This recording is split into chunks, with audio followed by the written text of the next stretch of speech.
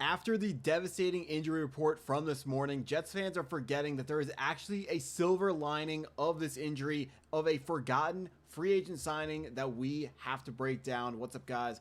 I'm Matt Long. Welcome to Jets Digest. Before we hop into the video for today, only 30.7% of viewers are subscribed to the channel. So if you are not subscribed, please take a second, hit that subscribe button. It really helps me out a ton. But hopping into the video topic for today, coming from Chad Forbes of NFL Draft Bites, he says, AVT's injury, while bad news, the Jets prepared for injury in free agency, signing Josh Meyers for $1 to $2 million, plus $1.5 million in incentives. A very smart move by the new GM, Darren Mougey.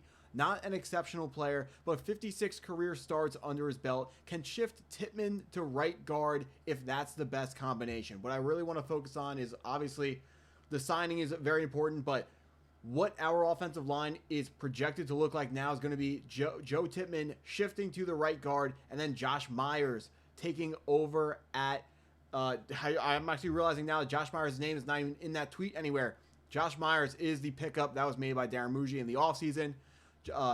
He's going to be playing center while Joe Tippmann will be moved to right guard. So if you remember a couple seasons ago, or not even a couple seasons, last season and 2 seasons ago, Joe Tippmann has been missing snaps. And if you or someone else, if you or a loved one has witnessed bad Joe Tippmann snaps, those days are in the past. We now are going to have a different center. Joe Tippmann is moving for his career, most likely will be moving to playing guard full-time, which is still a good spot for him. He's a good interior offensive lineman. This is why in the NFL draft, the linemen are put into 2 buckets, even though there are really 5 different positions. They're put into 2 buckets: tackles and interior offensive linemen. It's because center, right guard, left guard, all 3 positions have very similar things that you want to be good at, and what makes a good center versus a good guard are pretty similar. So what is important here is Joe Tippmann can make a really, really good right guard because he was a great blocker as a center. Some of his snaps were erratic, and that could obviously throw the entire play out of whack, because when you have a shotgun snap, people don't, if you don't play football, you wouldn't understand. When you take the shotgun snap, you have to take your eyes off of the defense, and if it's a bad snap, your eyes are going to be off the defense for at least a half second more, and that's going to absolutely throw off everything that's going on in the play. We don't want to see, Justin Fields get stuck on plays where there are bad snaps. So we're going to put in Josh Meyers, who, if you may remember what college this guy played for, Ohio State with Justin Fields, another great connection. They already have built-in chemistry. So Justin Fields is getting his guy back, where Justin Fields played the highest, where he played the best football of his career. In the NFL, was he better than he was at college, but all the guys around him were better? Sure, but at college, Justin Fields absolutely balled out, which is why he took Ohio State to the playoffs and how he was a first-round pick. Now he gets that center back who was extremely, extremely confident and made him extremely, extremely comfortable. But also, looking at the grades that were given out to Josh Meyers last season by Pro Football Focus, 55.7 grade. You may look at it and say, 46 of 64 centers, like that's not that good. But if you think about it, it's, as far as backups go, it was a great signing, because you would imagine the top 32 centers are going to be your starting centers. And so outside of that, they got a middle-of-the-road backup center. Is a position that matters, offensive line matters, for very, very cheap. If we look at the numbers from the tweet here, very, very cheap, really smart signing from Darren Mougey, because now we are able to figure out, we're able to plug a hole before it even became a hole, and when it became a hole, we were able to already have our solution already cooked up. Talking about Josh Meyers some more, he's a better pass blocker than he is run blocker. Last season, ranked as the 27th best pass blocker out of the 64 qualifying centers.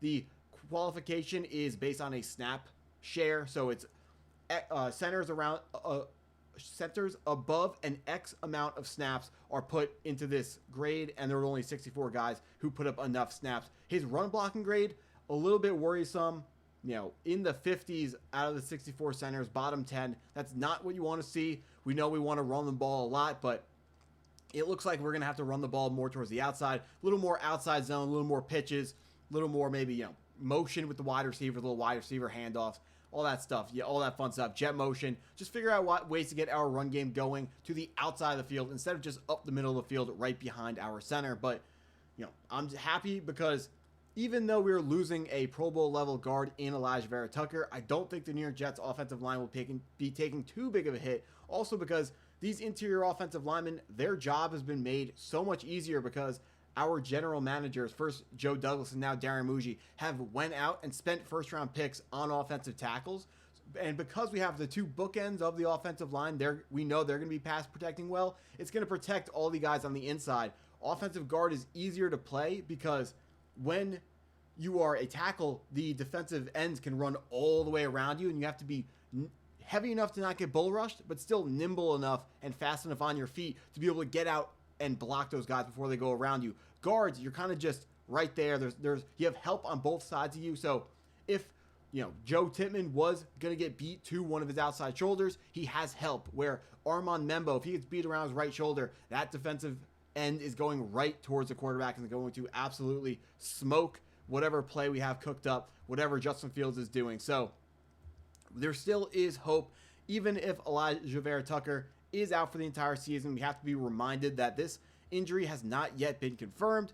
When teams come out and say that an injury is this catastrophic and they're expecting it to be something like this, whether it's a torn tricep or like a torn ACL, they don't come out and say this stuff unless they are fairly confident that it is going to be that injury. So there is about a 95% chance that AVT's tricep is injured. It's not 100%, so there is a small chance that he's still going to be able to get this thing turned around and not be injured for the entire season. We are hoping that this second opinion proves something different, but right now we can operate with the expectation that unfortunately Alijah Vera-Tucker will be out for the entire season. Another important note is this is his opposite tricep of the tricep he tore versus the Denver Broncos in 2022, which means he now has two bad triceps. Really not what you're looking for when it is a player who is, one, going to be a free agent next season, two, up for a big contract extension, and three, has been injury prone in the past. This season was going to be Alijah Vera-Tucker. The biggest question mark was his health. He needed to go out and prove to Darren Mougey and the New York Jets decision makers, prove that he could stay healthy for an entire season, and unfortunately he's going to be healthy for none of the season. If